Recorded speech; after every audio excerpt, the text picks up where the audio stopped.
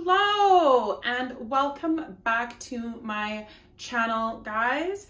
If this is your first time here, then just welcome. My name is Demia and this is Dear Demia. So this is the very first episode of Dear Demia. I don't know if episode is the right word, but we're gonna go with it because you know what, quite frankly, I'm just really pumped. So I had someone ask me, Dear Demia, how do I make money as a server? So we're gonna talk about that today. Not sure if you knew this, but I have been in the hospitality industry for about a very long time.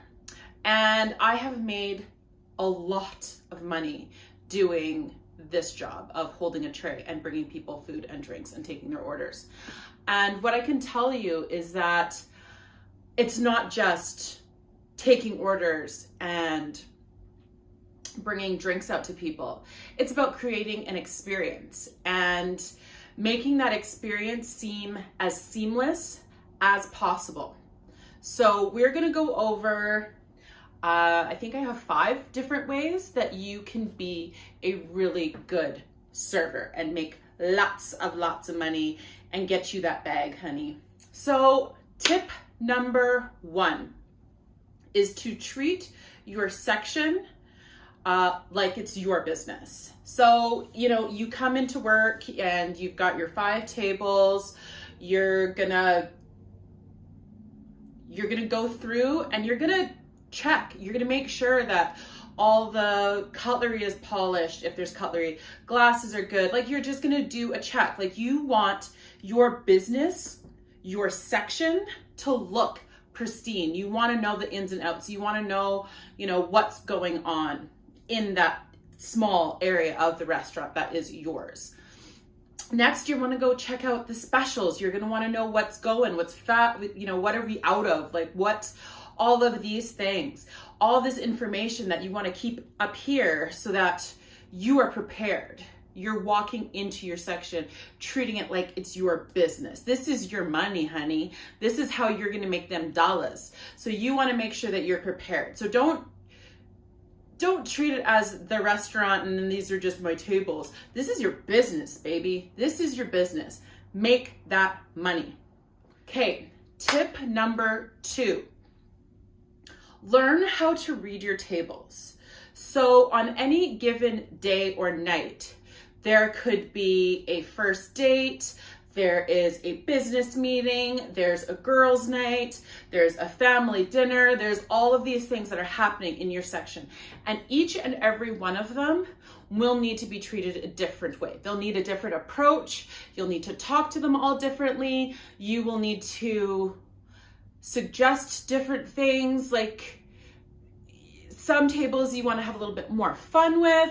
Some you're going to be very, you know, prim and proper and, you know, mind your P's and Q's. While honestly, some of my tables, I've dropped the F-bomb before. Like, we've done shots. It's a good time because I can read my table.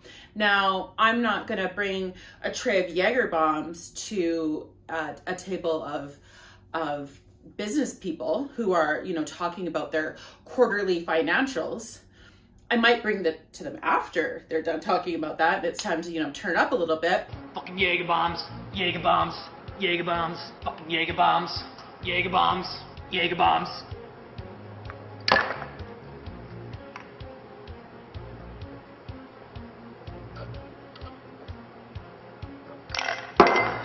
Jaeger bombs. But in that moment, you know, you definitely want to act the part and match the energy that that table is giving you. And you have to be able to jump from one table to another and you know, sometimes your energy's up here and then sometimes you're just like this and you're talking very quietly and it's, you know, what can I get for you this evening? Just so you know, we have the blah, blah, blah, blah vintage of wine on today. And then, you know, you might go to the next table and be like, yo, how about we do a round of shots? Like, let me go grab some tequila. Let's get those limes, that salt. Let's, you know, all that stuff. So you have to be able to shift and you have to be able to read each and every table as their own identity. Okay? Tip number 3, write it down. Nobody wants a hero. No one cares if you can remember 20 things, in here. No one cares. What people do care about is that you forgot that they said they wanted a salad instead of French fries. And because you didn't write it down, they didn't get what they wanted. And that is just going to bring your tip down, all the way down. So write it down, write it down, write it down, write it down. I've been doing this for a very long time, like I said, and I still, when I'm working like a wing night, I am still writing everything down because my memory is good, but she's not that good. She is not that good. Okay? So yeah, write it down. Okay, next, anticipate the needs of your table. And I think that this is one of the things that brings someone who's new to the job and someone who's been doing this for a while, this is where it shows. So let's say you have a table, a family, and you work at a place that doesn't have a kids menu.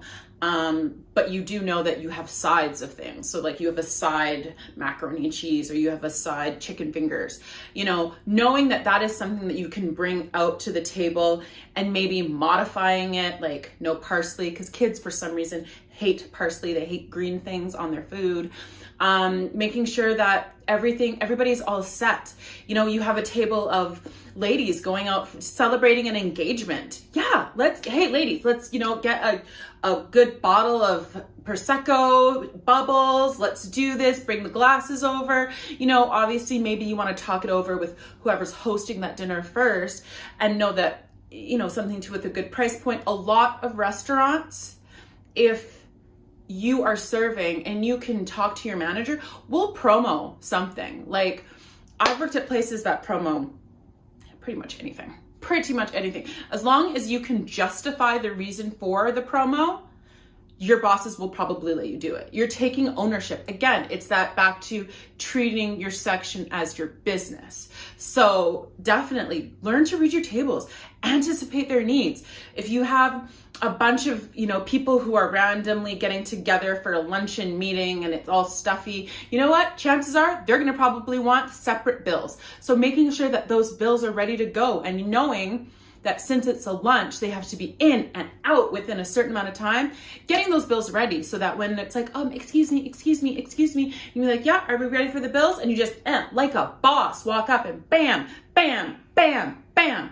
It's amazing. And people love that. Anything that makes people's lives easier, they're all in for it. So keep that in mind.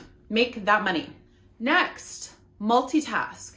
So in a restaurant, you have your section, which has different tables doing different things, and they're all at different points of their dining experience. You could have someone who just started, someone who's finishing, someone whose food just got dropped off. You need to be able to walk from the front of your section to the end of your section and hit each table doing something that adds value. So greeting the first table, dropping off drinks for a second, dropping the bill off for the third, asking how the food is and meaning it and actually asking the questions for the next one, and then picking up and clearing the plates of your last table. See, you just do a zigzag, boom, boom, boom. It's like a very well executed football play. Is that what it's called? A football play? Like, when they have the map, the drawing and they do the squiggles. Yeah, one of those. It's well executed. It's bang on. It's perfect. So make sure it saves you time. It makes you look like a champ. And then you get to spend your time doing other things as well. And last, but definitely not least, have fun.